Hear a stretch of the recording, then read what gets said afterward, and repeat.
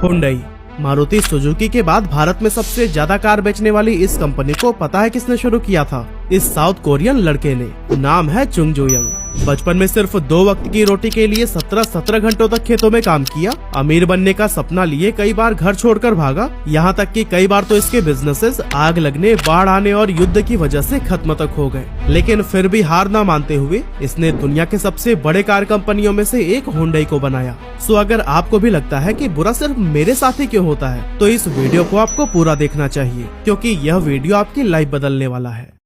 तो दोस्तों, इस कहानी की शुरुआत होती है 1915 में, जब एक गरीब कोरियन फैमिली में चंग जो युंग का जन्म हुआ था। उनके पिता एक किसान थे जो अपने 7 बच्चों का पेट पालने के लिए पूरे दिन खेतों में काम किया करते थे। यूँ तो चुंग जो यंग का सपना पढ़ लिख कर एक टीचर बनने का था, लेकिन गरीबी इतनी थी कि कई बार तो भूखे पेट ही सो जाना पड़ता था। ऐसे में अच्छी एजुकेशन लेना उनके लिए एक खूबसूरत सपने से ज्यादा कुछ भी नहीं था। खराब फाइनेंशियल कंडीशन के चलते चंग अपने पिता के साथ दिन भर खेतों में ही काम करते हुए बिताते। इसके अलावा कभी वो जानवरों को चराने का काम करते, तो कभी लकड़ियां काटकर उसे शहर बेचने लेकर जाते।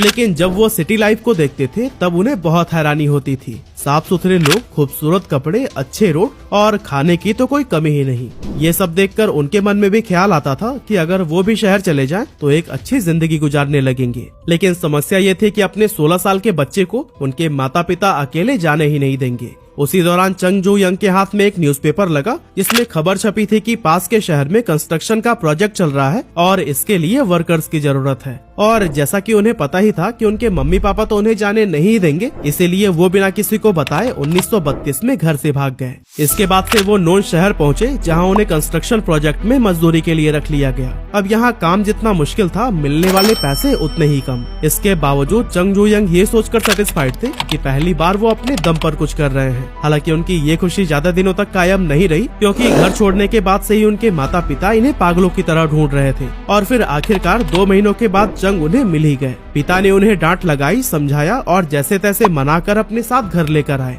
अब चंग घर आकर फिर से वही खेतों में काम, जानवरों को चराना और लकड़ियां काटने जैसे पुराने कामों में लग गए। लेकिन इस सब में उनका दिल बिल्कुल भी नहीं लग रहा था। हर वक्त दिमाग कंस्ट्रक्शन साइट पर ही रहता था। वहाँ बिताए गए वो पलों को याद करते थे, जिसके चलते धीरे धीरे उनके मन में कंस्ट्रक्शन और इस जैसे प्रोजेक्ट से उन्हें लगाव होने लगा। अब चंग जो यंग के घर वापस आने से फैमिली तो बहुत खुश थी, लेकिन चंग को अपने पुराने रूटीन में घुटन सी महसूस होने लगी, मानो जैसे शहर उनका इंतजार कर रही हो। इसी के चलते वो 2 बार और घर छोड़कर भागे। लेकिन फिर से कुछ दिनों तक शहर में काम करने के बाद उनके पिता उन्हें ढूंढ लिया करते थे और फिर न चाहते हुए भी चंग को घर वापस आना पड़ता था। हालांकि इसके बाद उन्होंने फिर से एक बार हिम्मत जुटाई और 18 साल की उम्र में चौथी बार घर छोड़कर सियोल चले गए, जो कि फिलहाल साउथ कोरिया की राजधानी है। यहाँ पहले तो इन्होंने कंस्ट्रक्शन साइट पर एक मजदूर का काम किया, लेकिन फिर कुछ समय के बाद उन्हें एक फैक्ट्री में जॉब मिल गई, जहाँ पर चंग एज असिस्टेंट काम करने लगे। इस तरह यहाँ काम करते करते कुछ ही दिनों में उन्हें बोखयुंग राइस स्टोर नाम की एक चावल की दुकान में अच्छी सैलरी पर डिलीवरी बॉय की जॉब मिल गई और यहाँ से उनके लाइफ में पॉजिटिव बदलाव आना शुरू हुआ। चंग जो यंग अपने काम को खूब एंजॉय कर रहे थे और अपनी पूरी लगन व ईमानदारी के साथ अपनी ड्यूटी निभा रहे थे, जिसे देखकर स्टोर के मालिक उनसे खूब इम्प्रेस हुए और फिर सिर्फ 6 महीनों में ही उन्हें डिलीवरी बॉय से शॉप का मैनेजर बना दिया गया। फिर आया 1937, जब शॉप के मालिक बहुत बीमार पड़ गए और उनमें इतनी भी ताकत नहीं बची थी कि वो आगे के कामकाज को संभाल सके। ऐसे में उन्होंने अपना ये राइस स्टोर चंग के हाथों में सौंप दिया। इस तरह से सिर्फ 22 साल की उम्र में चंग अपनी मेहनत के दम पर राइस स्टोर के एम्प्लॉय से उसके मालिक बन गए थे और फिर उन्होंने इस स्टोर का नाम बदलकर क्योंगिल राइस स्टोर रख दिया। इसके बाद से उन्होंने लो प्राइस, हाई क्वालिटी और टाइमली डिलीवरी के दम पर एक बहुत ही लॉयल कस्टमर बेस तैयार कर लिया। लेकिन जब उनका कारोबार बहुत अच्छे से चल रहा था, तभी कुछ ऐसा हुआ जिसने उन्हें सब छोड़कर घर लौटने पर मजबूर कर दिया। असल में उस समय कोरिया पर जापान का कब्जा था और जापान वर्ल्ड वॉर 2 में कूद पड़ा था। ऐसे में जापानीज गवर्नमेंट चाहती थी कि वॉर के दौरान उनके सैनिकों को समय समय पर जरूरत के मुताबिक चावल मिलता रहे। इसके लिए उन्होंने वहाँ की सारी राइस शॉप्स को अपने कब्जे में ले लिया था, जिसमें कि चंग जो यंग का शॉप भी शामिल था। इसके बाद से चंग 1 साल तक अपने गांव में रहे, लेकिन फिर बाद में हिम्मत जुटाई और 1940 में 3000 वॉन का लोन लेकर एडो सर्विस नाम का एक गैराज खोला। लेकिन बदकिस्मती से अभी 1 महीना ही गुजरा था कि उसमें भयंकर आग लग गई और उनका ये बिजनेस भी बर्बाद हो गया।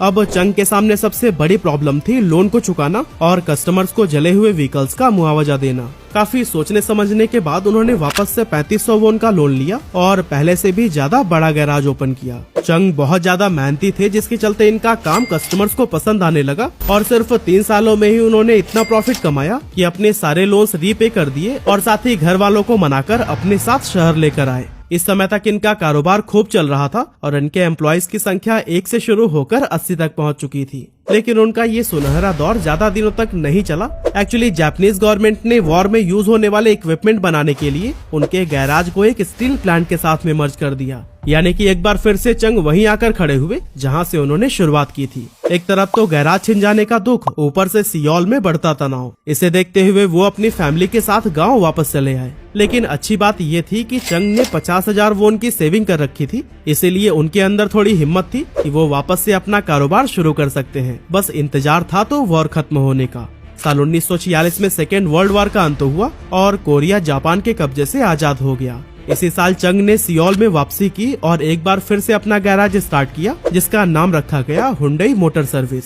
जापान को वर्ल्ड वॉर 2 में हराने के बाद साउथ कोरिया में यूएस का इन्फ्लुएंस काफी बढ़ गया था, जिसकी वजह से चंग को यूएस आर्मी के ट्रक रिपेयरिंग का काम मिल गया। इसके कुछ समय के बाद उन्होंने नोटिस किया कि अमेरिका अपने मिलिट्री फोर्सेस के लिए बड़ी संख्या में बिल्डिंग्स बना रहा है, जिसे देखकर उनका कंस्ट्रक्शन का वो पैशन दोबारा से जग गया जो कि बचपन में उन्होंने एक्सपीरियंस किया था। इसी के चलते उन्होंने साल 1947 में हुंडई सिविल इंडस्ट्री की शुरुआत की और छोटे मोटे कंस्ट्रक्शन प्रोजेक्ट का कॉन्ट्रैक्ट लेने लगे। अगले 3 सालों में ही उन्होंने अपने बिजनेस को काफी एडवांस कर लिया और अब तो उन्हें कई सारे बड़े बड़े प्रोजेक्ट्स भी मिलने लगे थे। लेकिन दोस्तों, जो चंग का स्ट्रगल है ना, वो यहीं पर खत्म नहीं हुआ, क्योंकि जून 1950 में नॉर्थ कोरिया और साउथ कोरिया के बीच में वॉर शुरू हो गया। नॉर्थ कोरिया साउथ कोरिया पर भारी पड़ने लगा और उसकी मिलिट्री फोर्सेस ने सियोल को कब्जे में लेने के लिए उसकी घेराबंदी शुरू कर दी। ऐसे में वहाँ के लोगों में दहशत फैल गई और सब शहर छोड़कर भागने लगे। इसमें चंग भी शामिल थे, जो कि सारा कारोबार छोड़कर कुछ सेविंग्स के साथ जान बचाने के लिए बुसन शहर चले गए।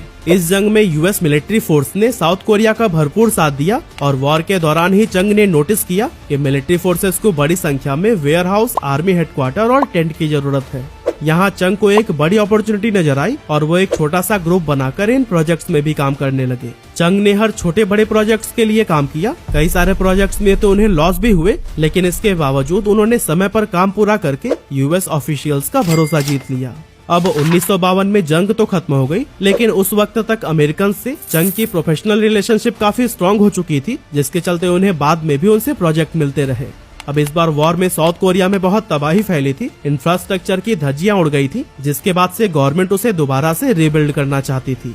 और दोस्तों, साउथ कोरिया के रीडेवलपमेंट में हुंडई सिविल इंडस्ट्री का बहुत मेजर रोल रहा और उन्हें कई सारे बड़े बड़े प्रोजेक्ट्स मिले, जिनमें कि कई सारे एक्सप्रेसवेज, कोरियन न्यूक्लियर प्लांट और डैम शामिल थे। इसके बाद से 1960s में कोरियन गवर्नमेंट एक ऐसी पॉलिसी लेकर आई जिसने कि हुंडई को कार रिपेयरिंग से एक कार मैन्युफैक्चरिंग कंपनी बनाने में बहुत मदद की। असल में गवर्नमेंट ने वहाँ की इकोनॉमी को मजबूत बनाने के लिए ये नियम बना दिया था कि कोई भी फॉरेन ऑटोमोटिव कंपनी तभी साउथ कोरिया में बिजनेस कर सकती है जब वो किसी लोकल कंपनी के साथ में टाई अप करे।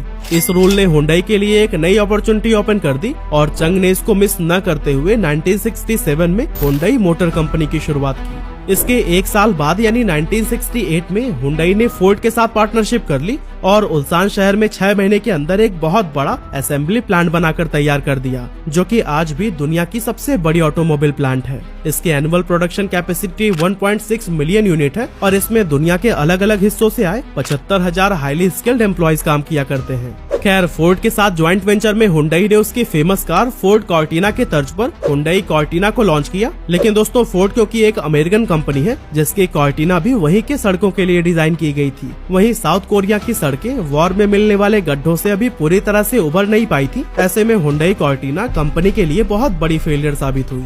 कंपनी को इससे काफी नुकसान हुआ और लोग रिफंड की डिमांड करने लगे। लेकिन इससे पहले कि चंग इन सभी प्रॉब्लम से निपट पाते, 1969 में एक ऐसी भयानक बाढ़ आई जिसमें कि उल्सान का पूरा असेंबली प्लांट ही डूब गया। नई तैयार की गई कार्स में भी पानी भर गया और कंपनी को बंद करने तक की नौबत आ गई। लेकिन दोस्तों, चंग ने अपनी जिंदगी में इतना फेलियर देखा था कि अब मानो इन सब की उन्हें आदत सी हो गई थी। उन्होंने फिर से प्लांट को शुरू किया और हर तरह की प्रॉब्लम्स पर काम करके दोबारा से हुंडई कॉर्टिना को मार्केट में उतारा, जो कि इस बार काफी सक्सेसफुल हुई। हालांकि 1974 में एक और भी प्रॉब्लम थी जो कि चंग का इंतजार कर रही थी। असल में हुंडई का अपने नाम से कार को लॉन्च करना फोर्ड को बिल्कुल भी पसंद नहीं आ रहा था, क्योंकि साउथ कोरिया में फोर्ड को पहचान नहीं मिल पा रही थी। इसके चलते दोनों कंपनियों के बीच कॉन्फ्लिक्ट शुरू हो गया और 1974 में फोर्ड ने हुंडई के साथ कॉन्ट्रैक्ट को खत्म कर दिया। अब अचानक से फोर्ड का जाना चंग का इंतजार कर रही थी। असल में हुंडई का अपने नाम से कार को लॉन्च करना फोर्ड को बिल्कुल भी पसंद नहीं आ रहा था, क्योंकि साउथ कोरिया में फोर्ड को पहचान नहीं मिल पा रही थी। इसके चलते दोनों कंपनियों के बीच कॉन्फ्लिक्ट शुरू हो गया और 1974 में फोर्ड ने हुंडई के साथ कॉन्ट्रैक्ट को खत्म कर दिया। अब अचानक से फोर्ड का जाना हुंडई के लिए मानो सब कुछ बर्बाद कर देने वाला था, क्योंकि उस समय तक हुंडई के पास कार मैन्युफैक्चरिंग की टेक्नोलॉजी थी ही नहीं और इसके लिए वो अभी तक फोर्ड पर ही रिलाय करते थे। इस कॉन्ट्रैक्ट के खत्म हो जाने के बाद चंग बहुत ही डिस्परेटली किसी नए पार्टनर की तलाश करने लगे जो कि उनके साथ मैन्युफैक्चरिंग टेक्नोलॉजी को भी शेयर कर सके।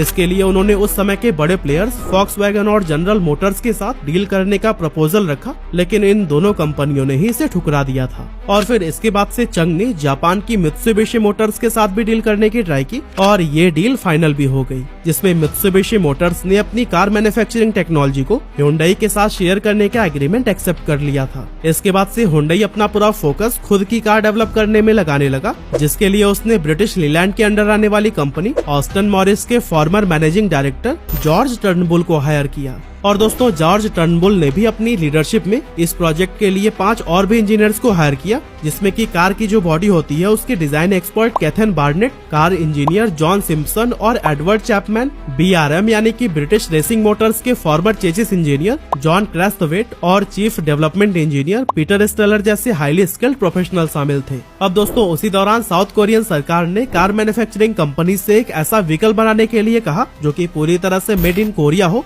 साथ ही ये इतना अफोर्डेबल हो कि ज्यादा से ज्यादा लोग इसका इस्तेमाल कर सके। इसी को माइंड में रखते हुए कंपनी ने एक नया प्लांट सेटअप किया और हुंडई के इंजीनियर्स गवर्नमेंट की सारी बातों को ध्यान में रखकर कार मैन्युफैक्चरिंग करने लगे।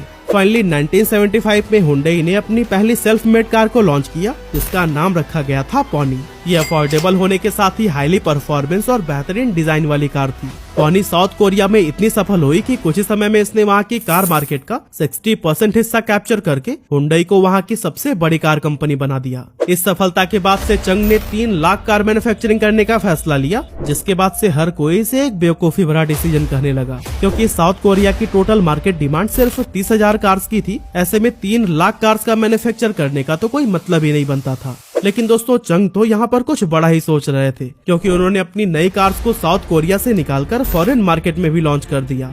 1982 में हुंडई ब्रिटिश मार्केट में एंटर हुआ, जहां अपने पहले ही साल में उसने 2,993 कार्स बेच दी। फिर आगे चलकर 1984 में इसने कैनेडियन मार्केट में पॉनी 2 को लॉन्च किया, जो कि अपनी अफोर्डेबिलिटी के चलते खूब फेमस हुई और कंपनी वहां भी अपनी स्ट्रॉन्ग प्रेजेंस डेवलप करने में कामयाब हो गई। हालांकि हुंडई अब तक तो कई सारे देशों में अपनी पहचान बना चुका था, लेकिन अभी तक अमेरिका जैसी मेजर मार्केट में एंटर करना उसके लिए पॉसिबल नहीं हो पाया था। और दोस्तों, इसका मेन रीजन था एमिशन नॉर्म्स, जिस पर हुंडई की कार परफेक्टली फिट नहीं हो पा रही थी। कंपनी ने अमेरिकन मार्केट में एंटर करने के लिए एमिशन क्राइटेरिया के अकॉर्डिंग एक नई कार मैन्युफैक्चर की, जिसका नाम हुंडई एक्सल रखा गया। उस दौरान हुंडई ने रियलाइज किया था कि यूएस के अंदर सेकेंड हैंड कार की मार्केट बहुत ही ज्यादा बड़ी है। ऐसे में कंपनी ने वहां इन्हीं कस्टमर्स को ही टारगेट किया और 1986 में सेकेंड हैंड कार के ही प्राइस पर हुंडई एक्सल को 5 साल की वारंटी के साथ अमेरिकन मार्केट के अंदर लॉन्च कर दिया।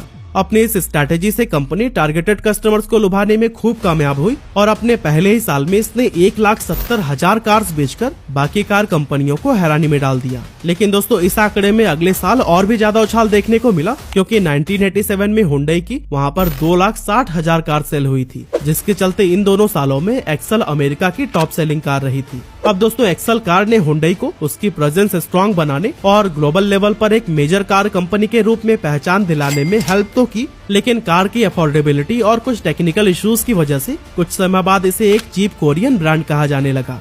अब दोस्तों, इस इमेज से कंपनी को बाहर निकालने के लिए इंजीनियर्स ने खूब एक्सपेरिमेंट किए, कई सारे R&D सेंटर्स खोले गए और काफी रिसर्च के बाद 1990s के दौरान हुंडई सोनाटा और हुंडई एक्सेंट जैसे कई सारे फ्यूचर लोडेड कार मार्केट में उतारी गई। और दोस्तों, ये सभी कार बहुत ज्यादा सक्सेसफुल रहे थे। साथ ही इससे वर्ल्ड वाइड कंपनी की रेपुटेशन भी काफी ज्यादा बढ़ गई। अब दोस्तों, अगर आज की बात करें तो हुंडई दुनिया के टॉप 100 मोस्ट वैल्यूएबल ब्रांड्स में शामिल है। साथ ही ये टोयोटा और फॉक्सवैगन के बाद प्रोडक्शन के मामले में दुनिया की 3rd largest car maker company है, जिसका बिजनेस 193 कंट्रीज में फैला हुआ है। लास्ट ईयर हुंडई ने world wide 6.845 million unit sale की थी, जिसमें से 8,07,067 यूनिट तो सिर्फ इंडिया में बेचकर ही कंपनी ने एक नया रिकॉर्ड बना दिया था। फिलहाल ये इंडिया में दूसरी सबसे बड़ी कार मेकर है, जो कि महिंद्रा और टाटा जैसे स्वदेशी कंपनियों को भारी टक्कर देती है। तो दोस्तों, इस तरह से चंग जू यंग की हार न मानने वाली जिद ने हुंडई को न सिर्फ दुनिया के टॉप ब्रांड्स में शामिल कराया, बल्कि साउथ कोरिया के डेवलपमेंट और इकोनॉमी में भी बहुत बड़ा कंट्रीब्यूशन दिया।